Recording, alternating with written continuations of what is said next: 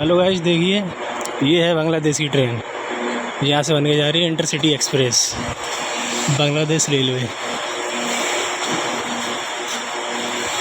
ये पता नहीं कौन सी भाषा में लिखा है, हमें भी नहीं आती। ये ढाका से लेके चलेगी कहीं और के लिए, दूसरी सिटी के लिए। बहुत लंबी ट्रेन है। पीछे देख सकते कितनी लंबी है। बराबर में भी बंदे आ रहे हैं। काफ़ी आगे हम चले आए और अभी काफ़ी आगे जाके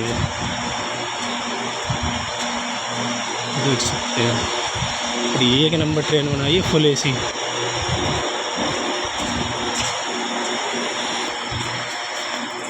फुल एसी बांग्लादेशी ट्रेन।